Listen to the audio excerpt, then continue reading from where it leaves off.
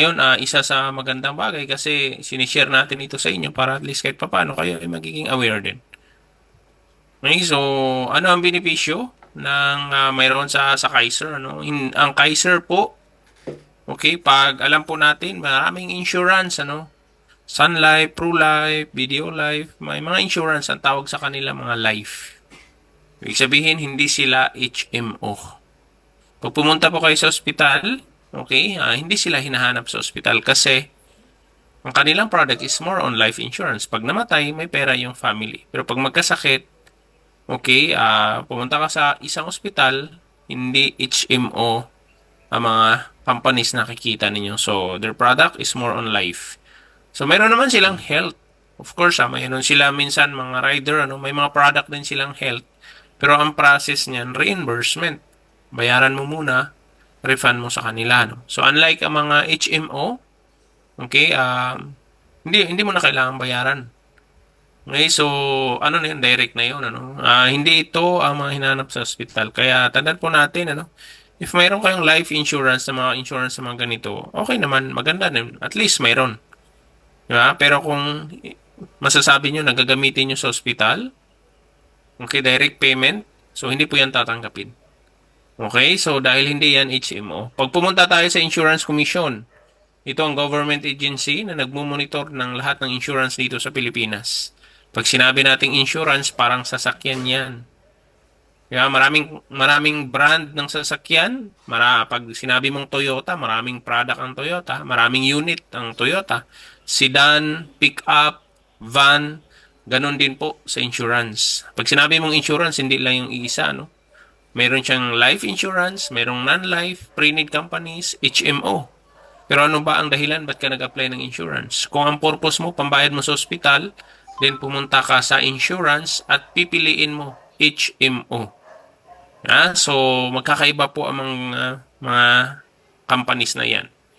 Okay, ngayon, as of today, mayroong 26 registered HMO sa Pilipinas. Ngayon naman, pagdating ng HMO, pipiliin mo alin ba doon ang maganda. Alin ba doon yung kailangan ko, no? Maganda din naman lahat sila, of course. Okay, pero bakit kay Kaiser, no? Kumbaga, bibili ka ng sedan na sasakyan. O sabihin natin, bibili ako ng SUV. Maraming klase ng SUV.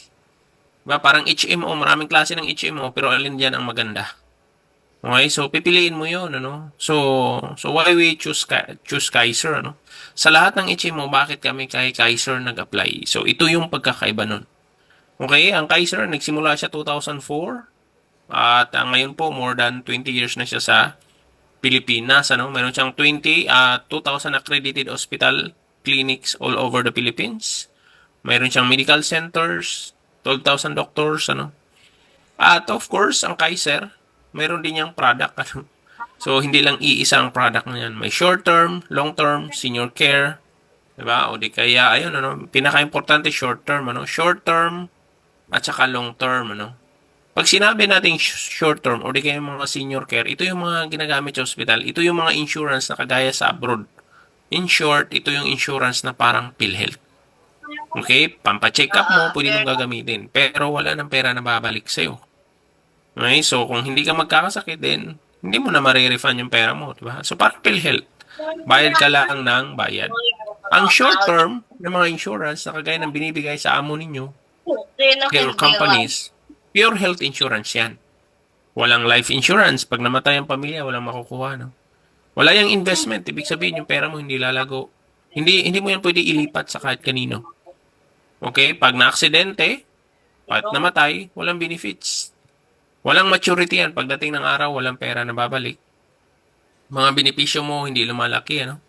Minsan, pag mag-apply ka ng mga ganito, mga pre-existing, hindi nila i-covered ka agad-agad yan. Okay? At habang tumatagal, tumataas yung presyo. Tapos, nire-renew yan. Okay, nire-renew mo yan. Every year, binabayaran mo yan. So, kung baga sa PhilHealth, minsan quarterly, monthly, binabayaran mo yan. Ano? So, yun po yung pagkakaiba. At ang mga HMO, minsan lifetime yan. So, kapag hindi ka nagbayad, then wala kang benefits. So, compare sa lifetime. Ano? So, ang Kaiser, meron din naman nun. Meron ba kami? Yes. Okay, pero ang isa sa pinakamaganda is itong tinatawag na long term. So, dahil ang short term, Minsan hanggang 60 years old lang yan. Tandaan po natin, ang mga HMO, mga short-term insurance hanggang 60 years old lang. Pag more than 60 years old ka na, pwede ka na maka-apply sa ibang companies. Pero ang problema, mahal na po yun. Mga iba, tatanggapin ka after 1 year, 2 years, hindi ka na nila i-renew. Yan ang nakakalungkot. So ano ang insurance mo? Ang insurance, ano ang tutulong sa'yo pag tumanda na tayo? Kaya kinrate ni Kaiser ang long-term healthcare. Okay? So, sa long-term healthcare, ito yung benepisyo na mayroon tayo. Sa lahat ng mga HMO, si Kaiser lang ang may long-term. Okay? Long-term healthcare. Long-term insurance or long-term healthcare. So, in short, ano ba ang mga benefits? Una, may health insurance ka. Pwede mong magamit sa hospital yan. Okay? But of course, may mga limitation yan. Policy. Meron niyang term life. What if mamatay si plan holder? May makukuha ang pamilya. Of course, ang kagandahan may savings. In short, sabihin na lang natin in layman's term, investment. Kumikita din kahit papano, which is maganda kasi hanggat hindi mo ginagamit, nag-grow yung investment mo. Okay? So, may maingay po ba? Naririnig po ba tayo? Clear? Paki-type nga. Anong i-mute ko? Okay. Clear. Teka.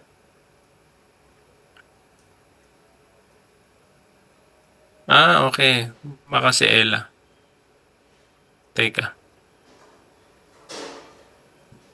Aha. Okay na. Okay. Hindi ko nakita. Sorry. Okay. Ayan. Thank you. Si Ross gawin kong co-host. Okay, so yun yung pagkakaiba, no? Yan yung difference. So isa-summary pa natin yung mga benefits kasi mahirap mag-apply ng insurance na hindi niyo naintindihan. Di po ba? So mahirap mag-apply. Thank you. Mahirap mag-apply, no? So ano pa? 4-way insurance coverage. Anong laman ng Kaiser long-term benefits mo? Unang-una po, mayroon niyang waiver, installment due to permanent disability. Ibig sabihin, nagbabayad ka pa lang tapos na aksidente ka, no? Permanent total disability. So, yung 7 years na yon na binabayaran mo, automatic fully paid na po yun. Waiver lang yun. Pag namatay, mayroong term life insurance, may matatanggap pang family. Okay, tapos may waiver installment due to death. Halimbawa, wala pang hindi pa tapos bayaran, namatay siya, may makukuha yung family, ma-fully paid na. Mas lalo na kung ang cause of death is accident at dismemberment. So, lahat po yun, So, yan yung mga benefits natin. Ang kagandahan pa sa Kaiser Long Term, hindi masasayang yung pera mo. Para ka lang nag-iipon. Kaya parang ang labas, Kaiser Long Term Savings Program. May life insurance ka. We don't know what will happen to us in 20 years. At least kahit papano, may maiwan ka sa pamilya mo. Magagamit mo ba sa ospital? Yes. Okay, may investment or savings? Lumalago yung pera mo? Yes. May lipat ba sa pamilya mo pag namatay ang plan holder? Yes. What if namatay siya aksidente, kagaya ng isang member namin sa Israel, nahulog siya sa bangin, May makukuha ba ang pamilya? Yes. Okay, so pagdating ng maturity, pag nag-retire ka na, may makukuha ba ang pera? Yes, Lumalaki ang healthcare benefits mo. Kahit may sakit ka, pwede ka mag-apply, At mayroon siyang policy na during paying period, pre-existing is will not covered, So at least, 'di ba? Survive mo lang 'yon. Para pagdating ng araw, may pondo ka. Fix ang binabayaran, Ang mga insurance kasi habang tumatagal 'yan, nagmamahal. Okay, pero ito, okay, naka-fix, So tatanggalin ko lang yung aking tatanggalin ko yung aking camera, para hindi matakpan yung ibang presentation. So tinanggal ko na. Okay, tanggalin ko lang yung camera ko. Okay, so yan yung yan yung advantage niya. At ito po ay ang kagandahan, meron siyang 2 years grace period. So, what if hindi na ako makabayad dahil wala na akong trabaho? So, bibigyan tayo ng 2 taon. So, pag nakahanap tayo ng trabaho, ituloy nating bayaran. So, walang problema, At ito po ay 7 years to pay lang. Hindi siya habang buhay. So, kaya mo ba mag-ipon ng 7 years? Di ba? Kaya mo mag-ipon ng 7 years? Yes, kaya naman natin yan. Ano? So, yan yung ano na, yan yung advantage niya. Okay, so Kaiser Long-Term Healthcare, yan yung coverage at mga benefits niya, no? So, ang pinaka the best pa niyan, okay, 85% ng binayad mo, babalik sa'yo. 7 years lang ang babayaran ng Kaisers at saka 13 years to wait ang plan. So, in total, 20 years. So, inisip mo, ay, ang tagal ng 20 years. Okay, so, which is, ang kagandahan, at least, may hinihintay ka. Kaysa magbayad tayo ng habang buhay. Di ba? Ang advantage, bakit ang tagal niyan? Baka hindi ko na mapapakinabangan yan. Okay lang. Kasi, hindi naman masasayang ang pera mo kasi transferable. Transferable naman ito if something happened to us. Di ba? If something happened to us, transferable sa pamilya mo. May makukuha pa sila na benepisyo. Ano ang benefits ko habang nagbabayad? Di ba? Ano ang benefits ko? Habang nagbabayad ako, ano ang benefits ko? No? So, 1 to 7 years. Ito ay sample na Plan 100 na binabayaran namin. Ano? 5,882 monthly or 50,000 yearly. Every year, pag nakasakit ka, meron siyang medical benefit limit. Depende kasi yan kung gaano kalaki yung plan mo. So, pwede mong gamitin sa ospital, 60,000 kung ma-admit po tayo. 24 hours. Pag may nangyari sa plan holder, namatay siya, okay, 450,000 ang term life insurance coverage na matatanggap ng pamilya. At kung ang cause of death ay aksidente, so madudoble yung matatanggap ng beneficiary. Okay, so ano pa ang benefits during ano? Okay, dito mamaya makikita nyo po ano.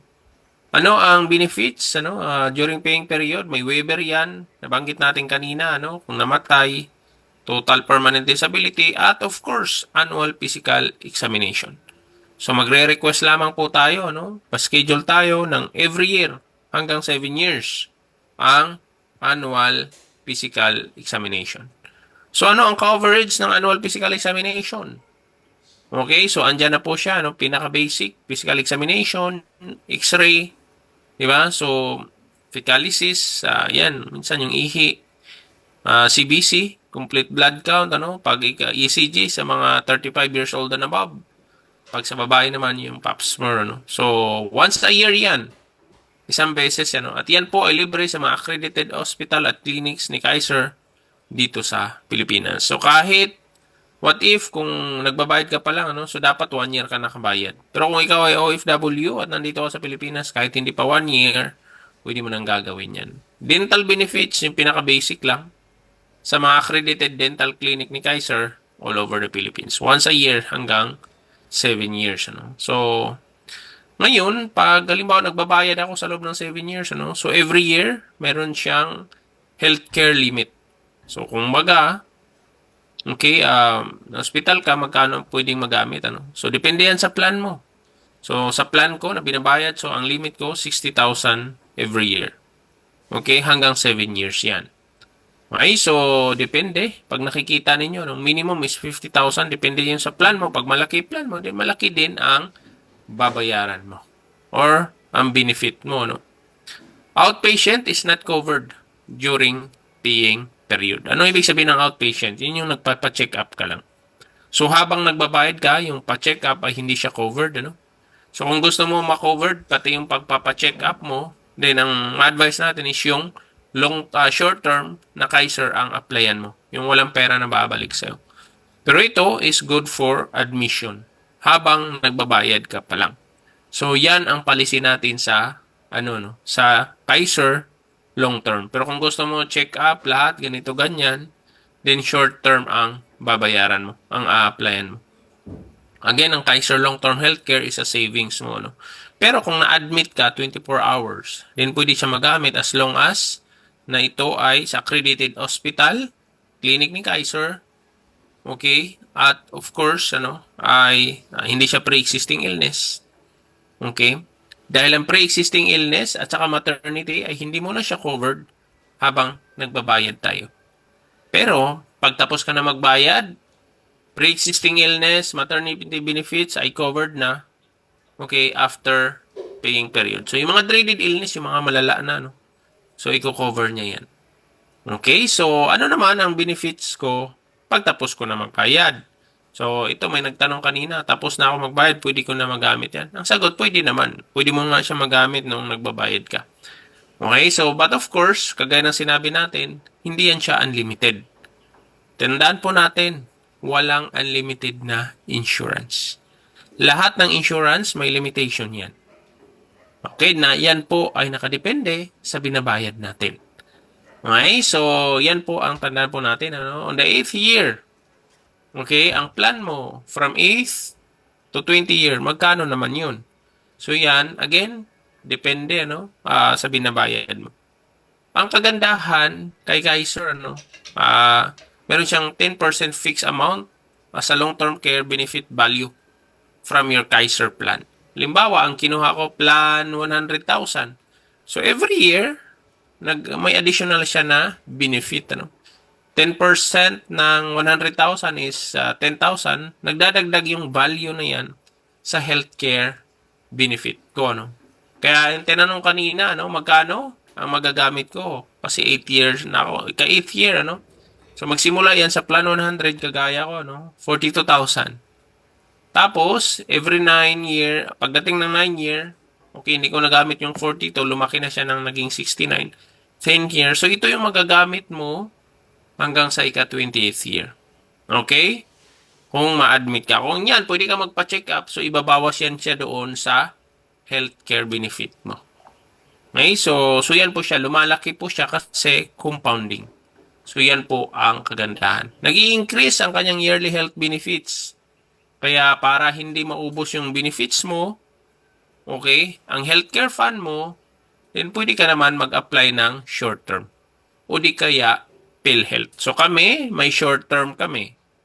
May PhilHealth din kami. Kasi yun ang gagamitin muna namin. Kasi pag nag-retire kami, saan kami kukuha ng pondo, okay, for our medication. Dito na yan sa savings namin, sa long term. Kasi ang short term, maaaring pagdating ng araw, hindi na kami tatanggapin. Di ba? Dahil matanda ka na, So, anong insurance mo? So, ang long term ang gagamitin mo. Kaya siya tinatawag na long-term healthcare. Savings mo pagdating ng retirement. Pero, kung pwede mong gamitin, gamitin mo. Okay? Pero ang problema, pag naubos yung healthcare fund mo. Okay? Pero, kaya siya may tinatawag limitation. Okay? So, ang limitation na yan, nakadepende sa plan mo. So, yan kagaya ng ginagawa natin, increasing yung yearly healthcare benefits. Okay? At ang PhilHealth ay integrated ng Kaiser. So, ang advantage, hindi lang siya health insurance. What if may nangyari? Sa loob ng 20 years, habang naghihintay tayo ng maturity, you are covered. Ano ang covered? Term life insurance and accidental death benefits. So, yan yung covered niya. Okay, magkano? Ang term life insurance mo, 450,000, accidental death benefits mo is 900,000 actually. So ito times 2 mo lang yan kasi doble kapag accident.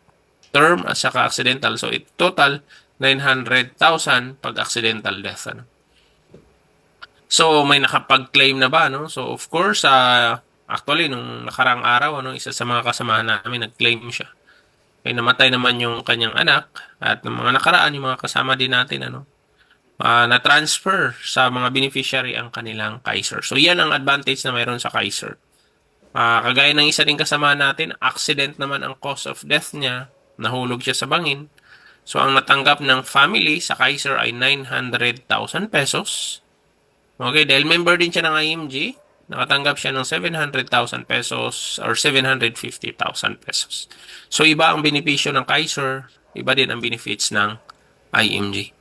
Ang advantage, kapag hindi mo siya ginamit sa loob ng 7 years na nagbabayad ka, kagaya sa amin, hindi naman namin ginagamit yan. Ginagamit namin yung short term namin, So, itong maganda.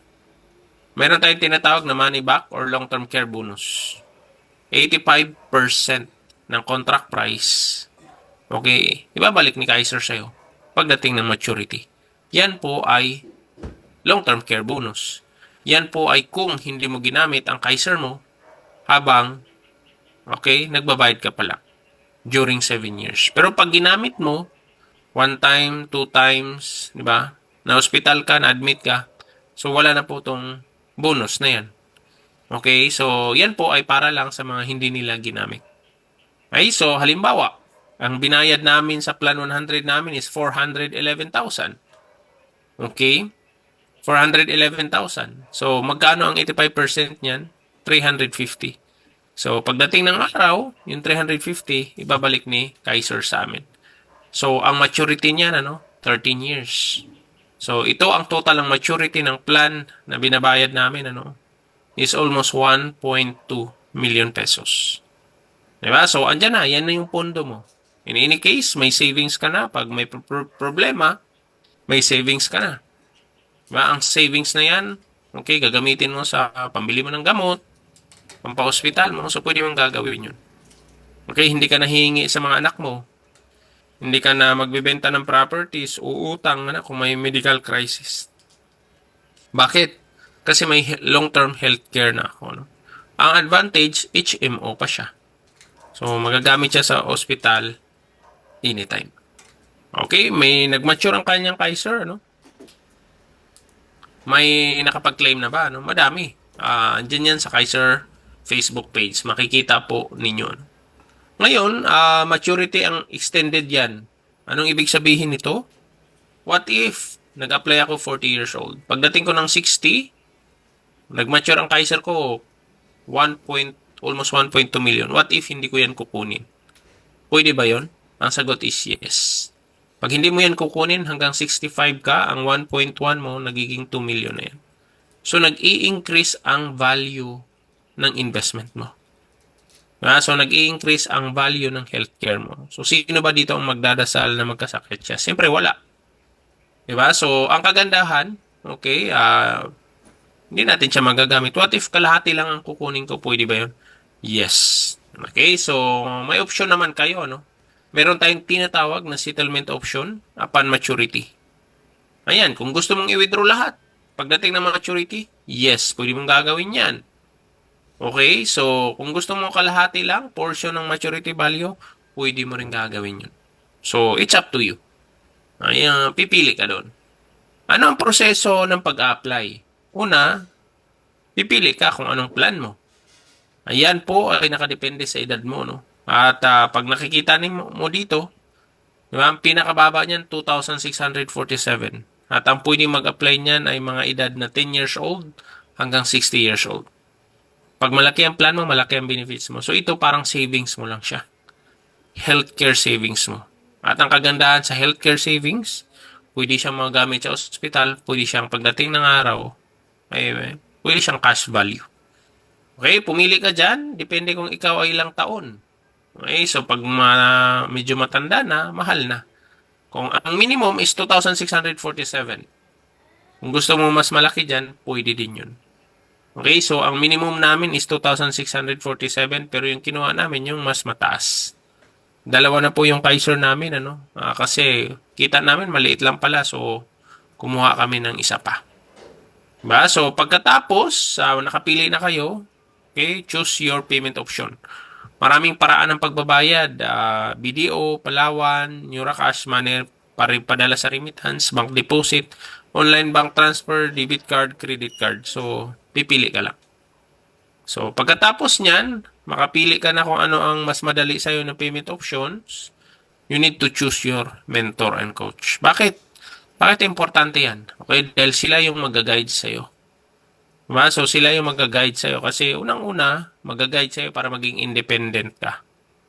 Okay? So, isa sa mga problema dyan na nangyayari sa mga nag-apply ng insurance, ayaw mag-aral. Okay? Mahirap yung lagi tayong umasa sa ibang tao. So, yung mentor na magtuturo sa'yo, magko-coach sa'yo, If you are under Team Israel, okay? So, sila po yan, may mga, kami group, assistant, para sa mga concern, So, yan yung isa sa mga advantage sa team na to, no? No, they're willing to assist you. Kaya importante yun. You need to choose your mentor. Okay? Tapos, mag-register na kayo online to become a member, no? Hindi mo na kailangan pumunta ng Makati. Okay? So, ngayon, lahat ay nasa online na. Electronic. So, dalawa kayo. Magpa-member. I-assist ka ng mentor mo, no? Okay? At huwag mong gawin mag-isa yan. You need to ask for assistance. Sa online or sa offline. Once na ma-approve na yung account mo, payment mo, may username ka, password, makaka-access ka sa portal mo, makikita mo lahat ng binayad mo. So, importante yun. Okay? Pag tapos ka na, magre-request tayo ng certificate of full payment. Magre-request ka ng Visa card. Kung gusto mo, so, andyan naman po lahat yan. So, ganun lamang po siya kadali. Ano? Pag na-hospital, kailangan ba ng card? Dito sa Pilipinas, policy number, pwede na. So, ang Kaiser mo, mayroon niyang benefit card, printable. Diyan malalaman kung nagbabayad ka. No? So, yan ang papakita mo. At saka yung valid ID mo. So, ganun lang siya kadali. Okay? So, beneficiaries, andyan din po, 4 ang pwede mong ilagay na beneficiaries. Maximum. Minimum ay 1. Okay? So yan po yung option niya, no? So, bakit kami nag-apply kay Kaiser? So, nakita nyo nga yung mga government agencies, Supreme Court, sila nga nag-apply sa Kaiser, Senate of the Philippines. Diba? So, ang kanilang healthcare provider ay Kaiser, So, sila nga mismo, nag-apply tayo pa kaya. Ang Kaiser, you are saving for your retirement. Kagaya lang nabanggit ko, una nag-apply kami, ang maturity niya is 200,000 lang kay Mrs. Half Million. So, parang naisip ko noon, parang ang liit. Kaya nung nabayaran na namin yun, kumuha pa kami ng isa. Okay, so in the future, yan ang pwede namin gamitin pag nag-retire kami. Okay, wag naman sana magkasakit, pero mga bagay na hindi natin hawak, hindi natin inaasahan, kung biglaan na lang dumarating, at least may pambayad tayo. Diba? Hindi na tayo uutang sa mga kapitbahay natin, hindi na tayo hihingi kay mayor o kung sino man, Hindi tayo aasa sa anak natin, baka yung mga anak natin na naghihirap din. Diba? So, at least tayo nakapag-prepare na. So, yan ang dahilan kung bakit nag-apply kami sa Kaiser. Yan ay para pagtanda mo, may perang nag-aabang at naghihintay sa iyo. Kagaya po sa kanila. So, yan ang isa sa mga dahilan. Ba't kami nag-apply ng Kaiser? Walang naghirap dahil nag-apply ng insurance. Pero, madami ang nahihirapan dahil walang insurance. So, agree ba kayo dyan? Yes, ang insurance, ang pinakamalakas. Ang sakit, ang pinakamalakas kumain ng savings mo. Apply now, habang bata ka pa, dapat healthy ka. Dahil mahirapan ka na when you are in your age 60. So, yan yung pinaka-challenge. If you save for Kaiser today, Kaiser will save you in the future. So, yan yung isa sa malaking blessing. So, kagaya ito, nanay, yung anak niya namatay sa hindi inaasahan. At ang Kaiser na transfer sa kanya, nakakuha pa sila ng term life insurance benefits na mahigit kalahating milyon. So, ganyan ang advantage niya. So, again, ulitin ko, hindi natin alam kung ano mangyari sa atin in the next 20 years. Pero at least, kahit pa paano, wag naman, may iiwan tayo sa ating pamilya. At pagdating ng araw, may aasahan tayo. So, I hope you learned something this evening, At kung may mga katanungan kayo, gusto nyo malaman, don't hesitate to message us, yung tao na nag-invite sa inyo dito sa group na to, na mag-assist sa inyo. So,